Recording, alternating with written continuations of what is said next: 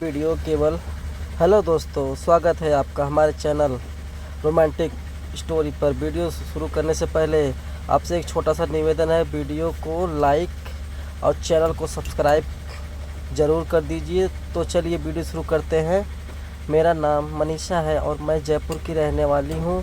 अभी 18 साल की हूँ। जब मेरा भाई मुझसे अपनी अरमान पूरी करने का सपना देखता था, उसकी नज़र हमेशा मुझ पर होती थी। उसे बस इंतज़ार था मौका मिलने का। जब मैं माँ से शिकायत करती थी तो वह कहती, तेरा भाई ऐसा नहीं है, वह ऐसा गिरा हुआ काम नहीं कर सकता। अगर उस दिन जब मैं घर पर अकेली थी तब मेरा भाई मुझे अंदर बुला लिया और फिर उसने मेरे साथ लगातार 3 घंटे तक कहा जाता है कि ज़िंदगी एक जुआ है जो खेलने वाले को भी नहीं पता होता है कि किसकी हार होगी और किसकी जीत। और कुछ ऐसा ही मेरे साथ भी हुआ। दुनिया को लगता है कि मैं बहुत खुश हूँ और मेरी सारी खुशी से जला करते थे, लेकिन वक्त गुजरता गया और वक्त ने मुझे मेरी बदकिस्मती दिखाता गया। आज शायद मेरे मुंह पर वह थप्पड़ लग गया था जिसको उसके बाद दुनिया को भी मालूम हो जाता, और जो मुझसे जलते थे शायद उन लोगों को भी जवाब मिल गया। दरवाज़ा लगातार बज रहा था और मैं सोचकर परेशान हो गई थी कि माँ घर पर नहीं है तो मैं कैसे दरवाज़ा खोलूं, क्योंकि अगर मैं दरवाजे के पास जाकर पूछती भी तो मुझे दरवाज़ा खोलना पड़ता, क्योंकि दरवाजे पर तो मेरा भाई ही होगा। घर में माँ नहीं है। मैं भाई को घर नहीं बुलाना चाहती थी। शायद मैं सबसे बदकिस्मत लड़की हूँ जो अपने भाई के डर से खौफ में रहती थी, लेकिन जिसके घर में रहती थी उसे घर से बाहर भी तो नहीं कर सकती थी। इसलिए दिल मैं ऊपर वाले का नाम लेकर दरवाज़ा खोला और दरवाजे पर मेरा भाई ही था। उसने पूछा कि दरवाज़ा खोलने में इतना देर क्यों हुई, लेकिन मैं उसको क्या जवाब देती। मैं दरवाज़ा बंद करके उसके पीछे पीछे सर झुकाए चली गई और दिल प्रार्थना कर रही थी कि वह माँ के बारे में ना पूछे, मगर सारी प्रार्थनाएं ऐसे ही अचानक स्वीकार तो नहीं होती। तभी मेरे भाई ने पूछा कि माँ कहाँ है, मुझसे बोलो कि वह मेरे लिए खाना लेकर आए। मैं कोई जवाब नहीं दिया, किचन की तरफ चली गई। वह रोज़ की तरह अपने टेबल पर बैठ गया। फिर मैंने खाना लेकर उसके सामने रख दिया। मेरे भाई ने पूछा कि तुम खाना क्यों लाई हो। मैं उनके सामने ज़्यादा देर रुकना नहीं चाहती थी, इसलिए उनके सामने खाना रखते ही अपने कमरे की तरफ चली गई और दरवाज़ा बंद कर लिया। मैं बहुत डरी हुई थी और दिल में सोच रही थी कि वह खाना खाकर जल्दी से चले जाए या माँ आ जाए, लेकिन ऐसा कुछ नहीं हुआ। और कुछ देर बाद ही मुझे दरवाजे खोलने की आवाज़ सुनाई दिया। जब मैंने पलट कर देखा तो मेरे पाँव तले ज़मीन खिसक गई। उसके बाद मुझे कुछ होश भी नहीं रहा। मेरी माँ उस धर्म से बहुत दिलचस्पी थी और वह बहुत धार्मिक महिला थी। वह अपने माता पिता की इकलौती होने की वजह से बहुत लाडली भी। जहाँ तक मुझे माँ के बारे में पता था, वह बहुत प्यार में पली थी। और शादी के बाद जब मैं पैदा हुई तो मेरी पैदा होने के 3 साल बाद मेरे बाप की मौत हो गई। बाप का कोई ख़ानदान तो नहीं था, क्योंकि मेरे बाप ने मेरी माँ से अपनी पसंद की शादी की थी, इसलिए मेरी माँ मजबूरन अपने माँ बाप के पास वापस आ गई। मैं अपनी मम्मी के घर में ही पली थी, लेकिन जब 6 साल की हुई तो मेरी माँ की एक आदमी से शादी करवा दी, क्योंकि मेरे मामा भी इस दुनिया को छोड़ दिए थे और मेरी मम्मी बीमार रहने लगी थी। उस आदमी से शादी करवाने का मकसद यह था कि वह समझदार और सीधा साधा इंसान होगा। वह मुझे अपनी बेटी समझकर पाले और मेरा ख्याल रखेगा। मामी ने जैसा सोचा था वह वैसा ही हुआ। मेरा यह सौतेला बाप मेरा बहुत ख्याल रखता था। मेरी हर छोटी छोटी ज़रूरत का भी ख्याल रखता था। क्योंकि मैंने अपना असली बाप को तो खो चुकी थी, इसलिए मेरे लिए सब कुछ मेरा यही बाप था। वक्त तेज़ी से गुजर रहा था और मेरे दिमाग में बाप के नाम पर उसी आदमी की शक्ल छाप चुकी थी।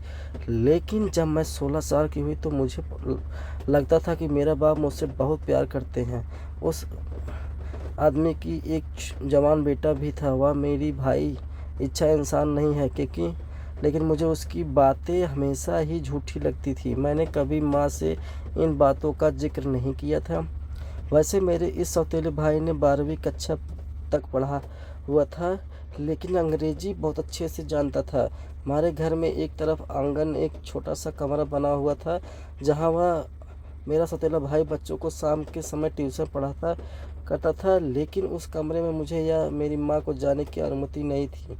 बचपन में भी मेरा भाई मुझे वहाँ ले जाकर नहीं पढ़ाता था, बल्कि मुझे अलग कमरे में ले जाकर पढ़ाता था। हमेशा उसका बहाना यह होता था कि उन बच्चों के साथ इसलिए नहीं पढ़ा था कि सबके साथ इस पर ध्यान नहीं दे सकूँगा।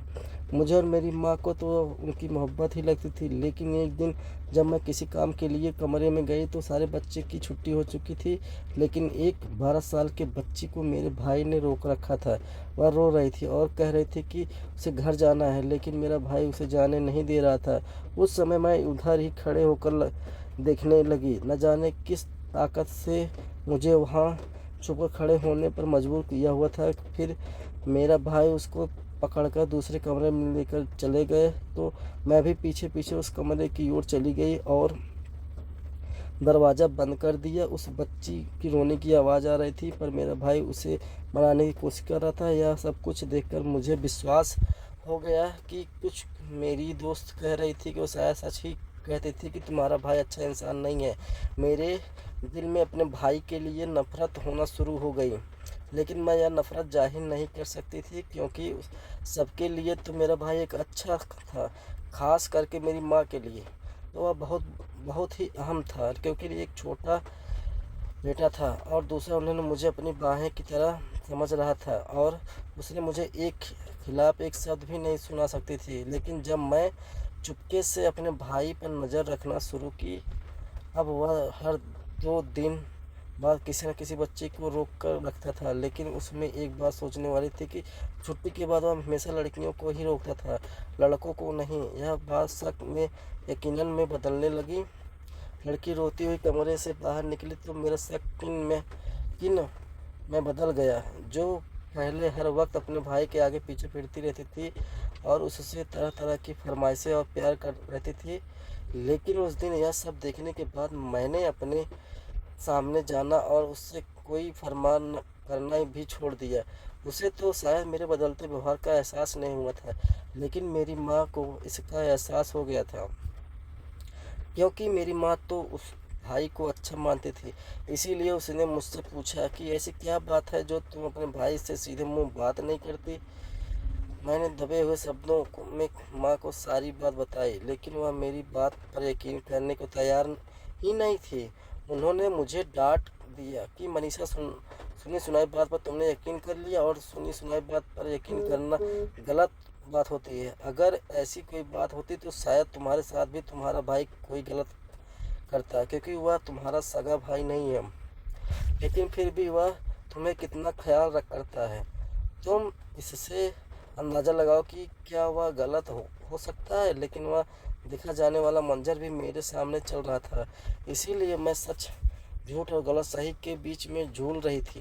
कभी मुझे लगता कि वह मेरा भाई नहीं है, तो कभी लगता है कि जो मेरी माँ उसके बारे में कह रही हैं वह ठीक है।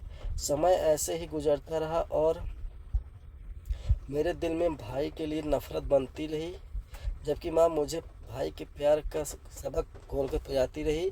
जब मैं 20 साल की हो चुकी थी, मेरा हाइट मेरी उम्र से थोड़ा बड़ी थी, इसीलिए मैं अपनी उम्र से थोड़ी बड़ी लगती थी। इसीलिए माँ अब मुझे हमेशा दुपट्टा उड़ाकर स्कूल भेजा करती थी। वैसे भी मैं एक धार्मिक घराने से संबंध रखती थी। मेरा भाई मंदिर का पुजारी था और मेरी माँ भी धार्मिक थी। मुझे भी तो उन्हीं की तरह चलना था, लेकिन उसके साथ ही मेरी परेशानी बढ़ना शुरू हो गई। जैसे जैसे मैं जवान हो रही थी, वैसे वैसे मेरे भाई की नज़र मुझ पर करने लगी और मुझे गंदी नज़र से देखने लगा। उससे बचने के लिए मैं घर में भी दुपट्टा ओढ़ने लगी थी, फिर उनके सामने जाने से भी डरने लगी थी। मैं तो पहले ही बहुत कम उसके सामने जाती थी और बहुत कम बात करती थी, लेकिन जब मैं तो ज़्यादा इस चीज़ से सावधान हो गई। कहा जाता है कि औरत नज़र भी पहचानती हैं, तो शायद मेरी माँ ने भी अपने बेटे की नज़र को पहचान ली थी, इसलिए उन्होंने इस मामले मुझसे कुछ भी नहीं कहा, बल्कि वो खुद भी हर वक्त मेरे आसपास ही रहती थी और उनकी कोशिश होती थी कि अपने भाई के सामने काम जाए। और अब माँ जो मुझे हर वक्त भाई की प्यार और उसकी इज्जत का पाठ पढ़ाती थी, अब वह खामोश रहने लगी थी। और मुझसे कुछ नहीं कहती थी, क्योंकि शायद उन्हें यह एहसास हो गया था कि मैं जो भी कहती हूँ वह सब कुछ सच था। यह आदमी नज़र कुछ आता है और हकीकत में कुछ और था। कहने को तो वह मेरा भाई था, लेकिन जब एक बेटी अपने भाई के साथ ही खुद को सुरक्षित नहीं है तो फिर ऐसे रिश्ते की ज़रूरत क्या है। मेरी माँ को मेरी देखभाल भी करनी पड़ती थी, जिससे ज़िंदगी ऐसे ही गुजर रही थी। अगर माँ को मजबूरन कहीं जाना भी पड़ता था तो वह ऐसे वक्त का इंतज़ार करती थी जब मेरा भाई घर में नहीं होता था, या फिर मुझे भी साथ लेकर जाती थी, क्योंकि मोहल्ले में वह कहीं मुझे छोड़ नहीं सकती थी। क्योंकि मोहल्ले वालों के लिए मेरा भाई एक देवता था और वे लोग यकीन कहते थे कि मैं खुशकिस्मत लड़की हूँ जिसको ऐसा देवता भाई के रूप में मिला है। लोगों की नज़रों में वह एक सगे भाई से बढ़कर मोहब्बत करता था। लेकिन मैं घर में किन मुश्किलों का सामना करती थी यह बात कोई नहीं जानता था। अब तो मैं रात को भी अपने कमरे के अंदर से बंद करके सोती थी और हल्के से दरवाजे के खटखटाने पर भी मेरी आँख खुल जाती थी, मेरी रोंगटे खड़े हो जाते थे। अभी आधी रात को मुझे पानी की ज़रूरत होती तो मैं कमरे से बाहर नहीं निकलती थी।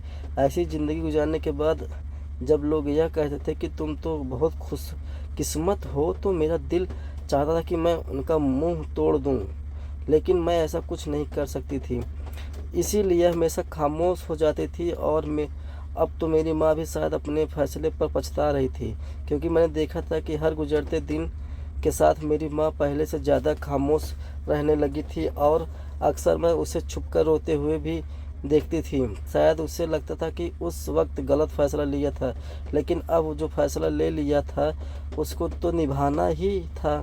एक दिन हम सबको इस पर यकीन की मोहर लग गई जब मोहल्ले की एक औरत ने आकर मेरी माँ से शिकायत की कि वह कल से अपनी बेटी को मेरे भाई के पास पढ़ने नहीं भेजेगी, क्योंकि उसकी बेटी के साथ मेरे भाई ने गलत हरकत की थी। मेरी माँ ने उनको समझाने की कोशिश की कि ऐसा नहीं है, बच्ची ने कुछ गलत समझ ली होगी, लेकिन उन्होंने कहा कि अगर मेरी बेटी गलत भी समझती होगी तब भी मैं उसे कहीं नहीं भेजूंगी। मालूम था कि वह औरत नहीं मानेगी, इसीलिए उन्होंने कह दिया कि वह मेरे भाई से बात करके रहेगी। तभी माँ ने दबे शब्दों में मेरे भाई से बात की। वह रात हमारे लिए कयामत की रात थी।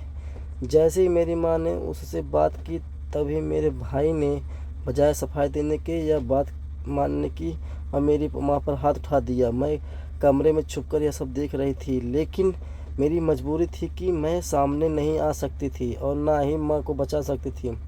फिर यह सिलसिला हर दिन का हो गया। औरतों को बात कहाँ पचती है। फिर उस औरत ने भी शायद अगले कुछ औरतों को यह सब कुछ बता दिया। इस तरह से बहुत से औरतों ने अपनी बेटी को मेरे भाई के पास भेजना बंद कर दिया। इस बात का गुस्सा मेरे भाई ने मेरी माँ पर निकालता था। जब भी कोई खबर मिलती कि आज एक और घर की लड़की उसके पास पढ़ने नहीं आएगी, उस रात मेरे भाई को मेरी माँ पर बहुत गुस्सा आने लगता था और वह मेरी माँ को बहुत मारता था। माँ चुपचाप उसकी दरिंदगी को सहन कर लेती थी, क्योंकि माँ इसके अलावा कुछ नहीं कर सकती थी। पर आज तक मेरे भाई ने मुझे कुछ नहीं कहा था, लेकिन वह अब कभी भी मुझ पर हाथ उठा सकता था।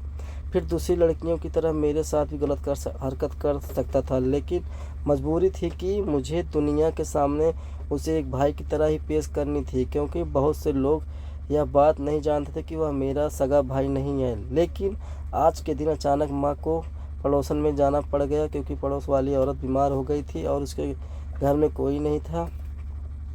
आज उन्होंने ज़ोर से माँ को आवाज़ दी तो माँ तुरंत उनके घर चली गई। शायद वह कहीं चलते हुए गिर गई थी, जो कि काफ़ी बूढ़ी थी।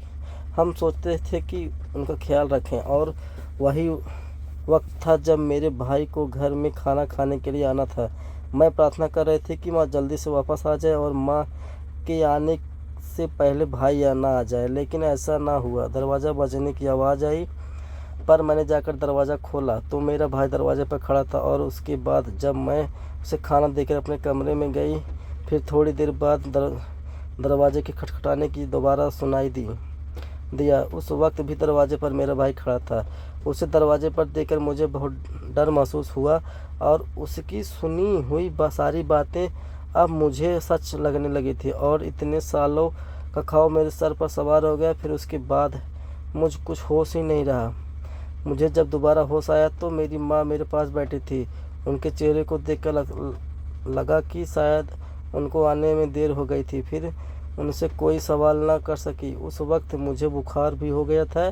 फिर मेरा बुखार इतना तेज़ हो गया था कि लगता था शायद यह बुखार मेरी जान लेकर जाएगा। मैंने एक नज़र अपनी माँ को देखा तो वह चुपचाप रो रही थी, लेकिन मेरे भाई को इसकी कोई परवाह नहीं थी।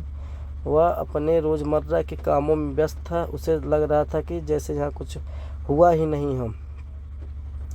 लेकिन दुनिया को दिखाने के लिए मुझे क्योंकि उसने जाकर मेरा नाम लेकर जैसे यहाँ कुछ हुआ ही नहीं है, लेकिन दुनिया को दिखाने के लिए मुझे लेकर कभी वैद्य के पास तो कभी डॉक्टर के पास जाता था।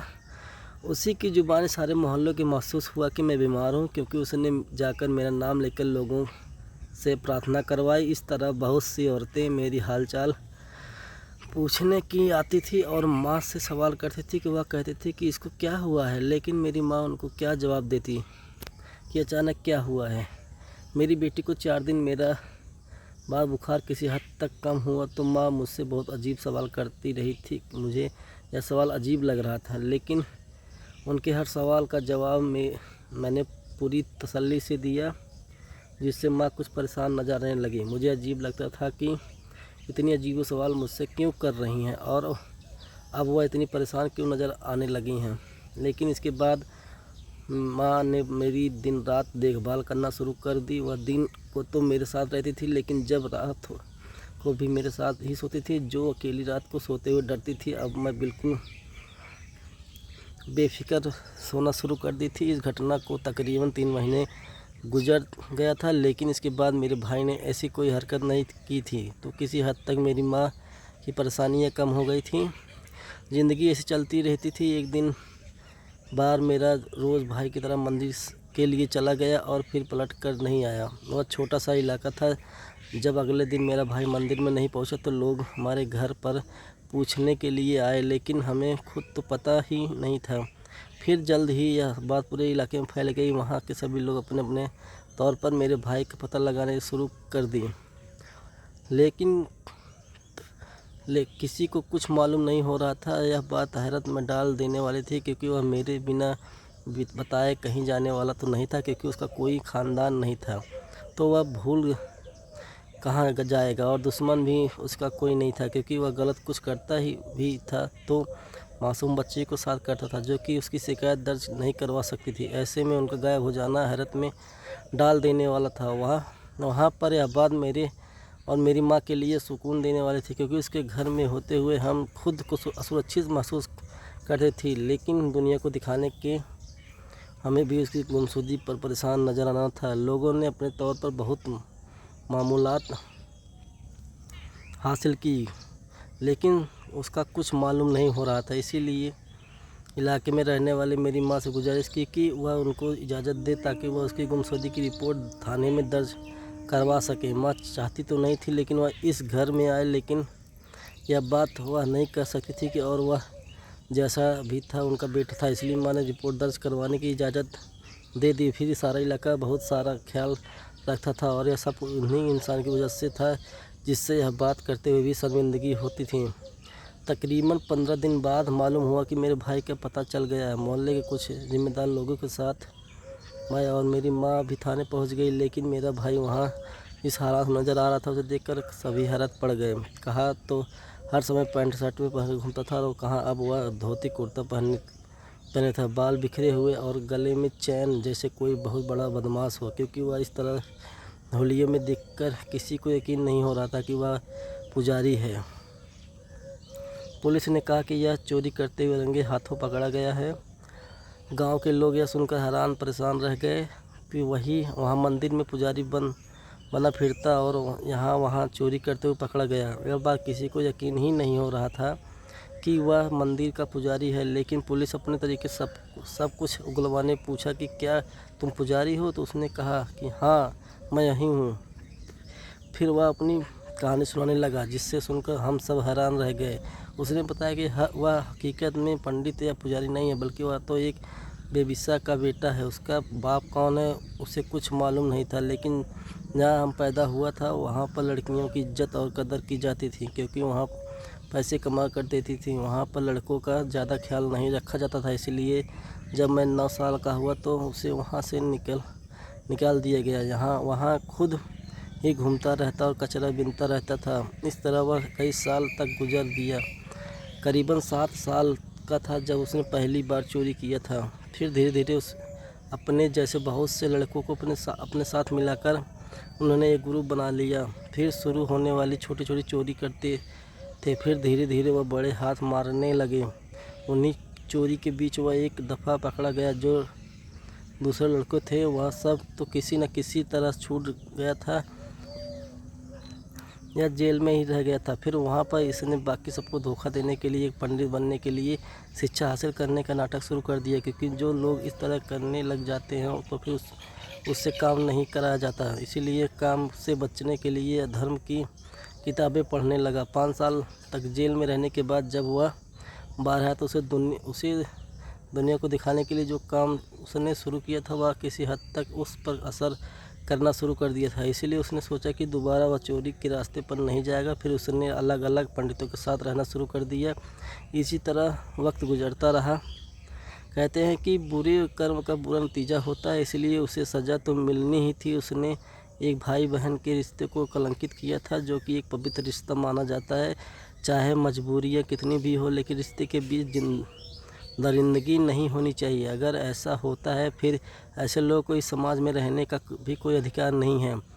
दोस्तों, यह कहानी आपको कैसी लगी हमें कमेंट में ज़रूर बताइए। यदि आपको अभी तक हमारा चैनल सब्सक्राइब नहीं किया है तो चैनल को सब्सक्राइब करके बेल आइकन को ज़रूर दबाएं। धन्यवाद, बहुत बहुत धन्यवाद आप सबका।